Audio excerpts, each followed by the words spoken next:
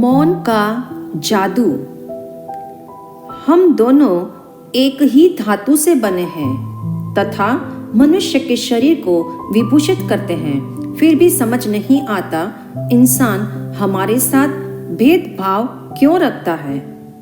पायल, यदि तुम मेरी तरह मौन धारण कर लो तो तुम्हें भी चरणों का दास नहीं बनना पड़ेगा, तुम्हें भी मेरी तरह उच्च स्थान मिलेगा। यह संवाद है पायल और नेकलेस का, जिसका संकेत स्पष्ट है, speech is silver and silence is gold. अर्थात भाषा जीवन को रजतमयी बनाती है किंतु मौन स्वर्णमयी बना देता है। बोलना अगर चांदी है तो चुप रहना सोना है। एक्चुअली मानवीय शरीर की संरचना भी मौन की प्रेरणा देती है।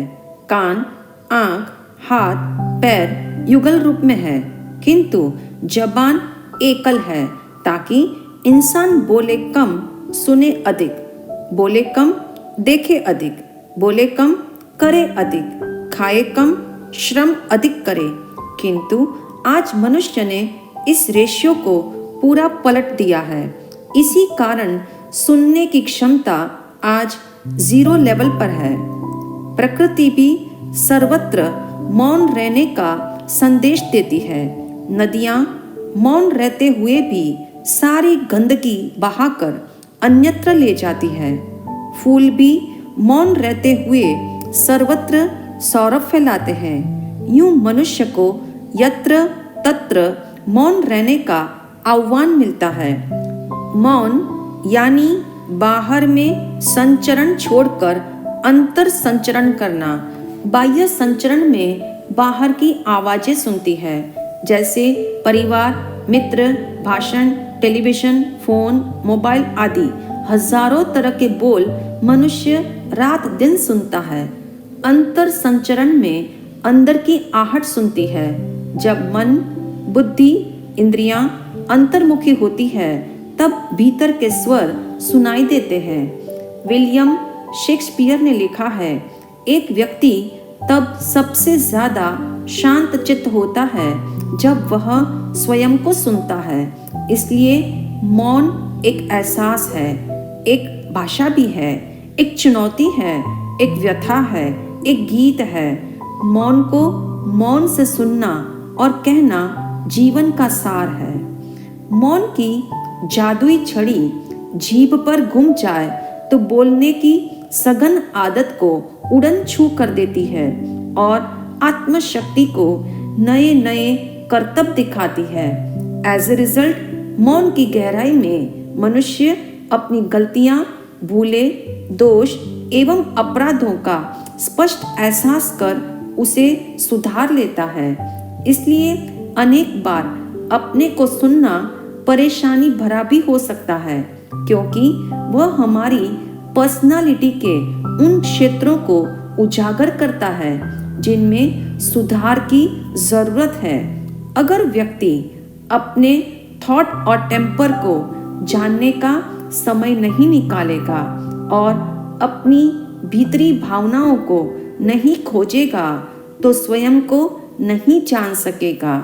जैसे शारीरिक संयम से स्वास्थ्य और दीर्घ जीवन प्राप्त होता है, वाणी के संयम से आत्मिक स्वास्थ्य और विकल्पों के जंजाल से मुक्ति मिलती है। अर्थात जो कार्य वाणी बिगाड़ देती है उसे मौन संवार लेता है, क्योंकि मौन से ऊर्जा विकसित होती है। इसीलिए जो मौन रहता है वह नमस्करणीय बनता है। आज तक जिसने भी उपलब्धि पाई है मौन के क्षणों में पाई है। दुनिया में जितने भी खोजी, साधक, दार्शनिक, वैज्ञानिक या महान सर्जक हुए हैं, उन्होंने मौन पूर्वक एकाकार होकर अपनी महान खोज, कृति, रचना या क्रिएशन को जन्माया है। आवश्यकता से अधिक एक शब्द भी नहीं बोलना व्यावहारिक मौन है। इसलिए जहाँ एक शब्द से काम चल सकता हो वहाँ 2 शब्दों का प्रयोग मत करो। मौन जीभ की गाड़ी का ब्रेक है। पेट्रोल जब मर्यादित है तो एक्सीलेटर कब तक दबाते रहोगे, इसलिए ब्रेक की जरूरत पड़ती है। भगवान महावीर कहते हैं आत्मा की भाषा मौन है, क्योंकि वह वाणी की मोहताज नहीं है। कभी सोचा वाणी ने आज तक इस धरा पर कितने दुख पैदा किए हैं। क्लेश, दुश्मनी, प्रतिशोध, कटुता आदि के मूल कारण में वचन ही है। बिना सोचे बोलने से ही क्लेश पैदा होते हैं। इसलिए उचित समय पर मौन रहना सामाजिकता का भूषण है। वाणी के प्रदूषण से बचने हेतु इन 5 नियम का अभ्यास प्रतिदिन करो। पहला नियम, वाणी को टेलीग्राफिक बनाओ।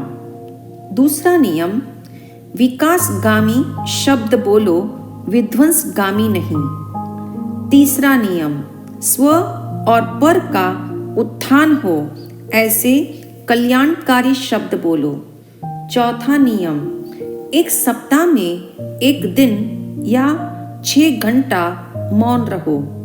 पांचवा नियम, भजन, श्लोक, मंत्र का प्रतिदिन गुंजन करो।